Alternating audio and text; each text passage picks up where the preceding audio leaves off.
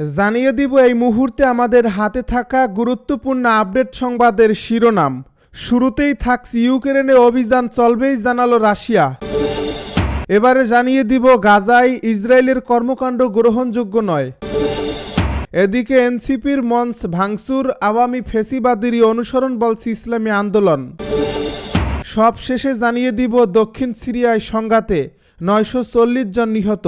এতক্ষণ শুনছিলেন আপডেট সংবাদের শিরোনাম, এবারে বিস্তারিত। তবে তার আগে অনুরোধ রইল ভিডিওটিতে একটি লাইক এবং কমেন্ট করে জানিয়ে দিন ভিডিও সম্পর্কে আপনার মূল্যবান মতামত। আরও জানিয়ে দিন ভিডিওটি কোথা থেকে দেখছেন বা কোন জেলা থেকে দেখছেন। ইউক্রেনে অভিযান চলবেই জানালো রাশিয়া। ইউক্রেনে যুদ্ধের জন্য রাশিয়ার বিরুদ্ধে শাস্তিমূলক পদক্ষেপ হিসেবে গত সপ্তাহে 18তম রাউন্ড নিষেধাজ্ঞা জারি করেছে ইউরোপের দেশগুলোর জোট ইইউ। এর প্রতিক্রিয়ায় সাবেক রুশ প্রেসিডেন্ট এবং বর্তমানে রাশিয়ার সর্বোচ্চ নিরাপত্তা সংস্থা রাশিয়ান সিকিউরিটি কাউন্সিলের ডেপুটি চেয়ারম্যান দিমিত্রি মেদভেদেভ জানিয়েছেন, রাশিয়া এসব নিষেধাজ্ঞায় বিচলিত নয় এবং ইউক্রেনে রুশ বাহিনীর অভিযান চলবে। খবর আর্টের সামাজিক যোগাযোগ মাধ্যম টেলিগ্রামে পোস্ট করা এক বার্তায় মেদভেদেভ বলেন, আমাদের অর্থনীতি অবশ্যই টিকে থাকবে এবং ইউক্রেনীয় সেনাবাহিনীকে ছত্রভঙ্গ ও পরাজিত করার কাজও অব্যাহত থাকবে। অদূর ভবিষ্যতে কিয়েভ সহ তথাকথিত ইউক্রেনকে লক্ষ্য করে হামলার মাত্রা আরও বাড়ানো হবে এবং শুধু তাই নয়, মস্কোর উচিত হবে রাজনৈতিকভাবে ইইউর সঙ্গে সম্পর্ক ছেদ করা এবং এই ব্লকের সঙ্গে দূরত্ব বজায় রাখা। 2022 সালের 24 ফেব্রুয়ারি থেকে শুরু হয়েছে রাশিয়া ইউক্রেন যুদ্ধ। যুক্তরাষ্ট্রের হিসাব অনুযায়ী গত 3.5 বছরেরও বেশি সময় ধরে চলা এই যুদ্ধে এরই মধ্যে উভয় পক্ষে নিহত ও আহত হয়েছে অন্তত 12 লাখ মানুষ। এই যুদ্ধের শুরু থেকেই শাস্তিমূলক পদক্ষেপ হিসেবে রাশিয়ার উপর একের পর এক নিষেধাজ্ঞা জারি করেছে ইইউ। সর্বশেষ গত সপ্তাহে বুধবার রাশিয়ার বিরুদ্ধে 18তম নিষেধাজ্ঞার প্যাকেজ ঘোষণা করেছেন ইইউর পররাষ্ট্র বিভাগের শীর্ষ নির্বাহী কাজা কালাশ। গাজায় ইসরায়েলের কর্মকাণ্ড গ্রহণযোগ্য নয়। জার্মানির চ্যান্সেলর ফ্রিডরিখ মের্স গাজায় ইসরায়েলের কর্মকাণ্ডের তীব্র সমালোচনা করেছেন। এসব ঘটনা আর গ্রহণযোগ্য নয় বলে উল্লেখ করেছেন তিনি। আল জাজিরার এক প্রতিবেদন এই তথ্য জানানো হয়। ফিলিস্তিনিদের জন্য তাৎক্ষণিকভাবে মানবিক সহায়তা প্রবেশের অনুমতি দেওয়ার জন্য ইসরায়েলের প্রতি আহ্বান জানিয়েছেন মের্স। তিনি বলেছেন, বার্লিন তাৎক্ষণিকভাবে যুদ্ধবিরতির জন্য চাপ দিয়ে যাচ্ছে। শুরু থেকেই প্রয়োজনীয় আত্মরক্ষার পদক্ষেপ হিসেবে গাজার বিরুদ্ধে যুদ্ধকে সমর্থন করে আসছে ইসরায়েলের ঘনিষ্ঠ মিত্র জার্মানি। এবারই প্রথম তাদেরকে ইসরায়েলের বিরুদ্ধে সমালোচনা করতে দেখা গেল। এদিকে গাজা জুড়ে শুক্রবার ইসরায়েলি বাহিনীর আগ্রাসনে নতুন করে আরও কমপক্ষে 51 জন নিহত হয়েছে। এর মধ্যে 14 জন ত্রাণের জন্য অপেক্ষা করছিল। এদিকে জাতিসংঘের বিশ্ব খাদ্য কর্মসূচি জানিয়েছে, গাজায় হাজার হাজার ফিলিস্তিনি ভয়াবহ খাদ্য সংকটে দিন কাটাচ্ছে। সেখানে প্রতি 3 জনের মধ্যে একজন দিনের পর দিন না খেয়ে থাকছে। হামাস জানিয়েছে, গাজায় আটক থাকা বাকি সব বন্দীকে মুক্তি দেওয়ার জন্য যুদ্ধবিরতির প্রস্তাব ইসরায়েল প্রত্যাখ্যান করছে এবং প্রতিশ্রুতি দিয়েছে যে যদি কোনো চুক্তি না হয় তবে তারা দীর্ঘ যুদ্ধের জন্য প্রস্তুত। এনসিপির মঞ্চ ভাঙচুর, আওয়ামী ফেসিবাদের অনুসরণ বলছে ইসলামী আন্দোলন। কক্সবাজারের চকরিয়ায় এনসিপির মঞ্চে হামলা ও ভাঙচুরের ঘটনায় ইসলামী আন্দোলন বাংলাদেশের যুগ্ম মহাসচিব ও মুখপাত্র মাওলানা গাজী আতাউর রহমান বলেছেন, চকরিয়ায় এনসিপির মঞ্চ ভাঙচুর করে আওয়ামী ফেসিবাদের অনুসরণ করছে বিএনপি। এটা অত্যন্ত দুঃখজনক ও নিন্দনীয়। শনিবার এক বিবৃতিতে তিনি কথা বলেন। মাওলানা গাজী আতাউর রহমান বলেন, জুলাই অভ্যুত্থানের 1 বছর পূর্ণ হওয়ার আগেই বিএনপি নেতাকর্মীদের আচরণ আবারও আওয়ামী ফেসিবাদের কথা মনে করিয়ে দিচ্ছে।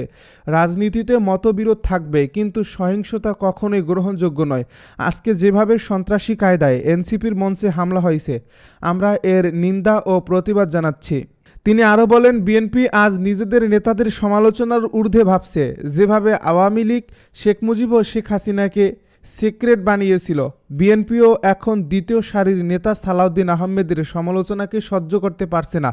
এর ফলে এনসিপির উপর হামলা চালানো হয়েছে, যা নতুন এক স্বৈরতান্ত্রিক মানসিকতার পরিচয় বহন করে। চকরিয়ার সমাবেশে এনসিপির নেতারা কারোর নাম উল্লেখ করেননি, বরং সাধারণভাবে চাঁদাবাজ ও দখলবাজদের সমালোচনা করেছিলেন। তা সত্ত্বেও বিএনপির পক্ষ থেকে হামলা চালানো হলো। তাহলে কি জনাব সালাউদ্দিন আহমেদ এসব চাঁদাবাজি ও দখলবাজির সঙ্গে জড়িত। বিএনপির প্রতি আহ্বান জানিয়ে ইসলামী আন্দোলনের এই নেতা বলেন, অসহিষ্ণু ও আক্রমণাত্মক রাজনীতি থেকে বেরিয়ে আসুন। মানুষ এখন ইতিবাচক রাজনীতি চায়। জুলাইয়ের অভ্যুত্থানের পর জনগণ সহিংসতা আর দেখতে চায় না। কর্মীদের সংযত করুন এবং গণতান্ত্রিক আচরণ নিশ্চিত করুন। দক্ষিণ সিরিয়ায় সংঘাতে 940 জন নিহত। সিরিয়ার দক্ষিণাঞ্চলে সুইদা প্রদেশে রক্তক্ষয়ী সংঘাতের পর দেশটির সরকারের সঙ্গে যুদ্ধবিরতিতে রাজি হয়েছে ইসরায়েল। গতকাল শুক্রবার তুরস্কে নিয়োজিত মার্কিন রাষ্ট্রদূত টম বরাক এ তথ্য জানিয়েছেন। যুদ্ধবিরতির শুরুর ঘোষণা দিয়েছে সিরিয়া সরকারও। প্রায় এক সপ্তাহ চলা এই সংঘাতে দেশটিতে নিহত হয়েছেন নারী শিশুসহ 940 জন। সম্প্রতি সুইদায় সংঘাত শুরু হয়েছিল ধুরুজ ও বেদুইন জনগোষ্ঠীর মধ্যে।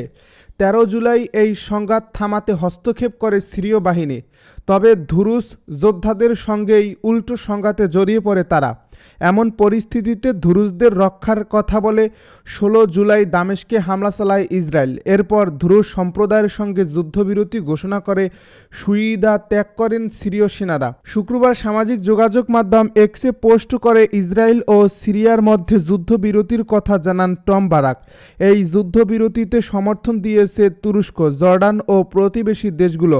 মার্কিন রাষ্ট্রদূত বলেন, আমরা ধুরুজ, বেদুইন ও সুন্নিদের অস্ত্র পরিত্যাগের এবং অন্য সংখ্যালঘুদের সঙ্গে মিলে সিরিয়ার নতুন এবং ঐক্যবদ্ধ পরিচয় গঠনের আহ্বান জানাচ্ছি। অবিলম্বে যুদ্ধবিরতিতে রাজি হওয়ার বিষয়টি নিশ্চিত করেছেন সিরিয়ার অন্তর্বর্তী সরকারের প্রেসিডেন্ট আহমেদ আল শারা।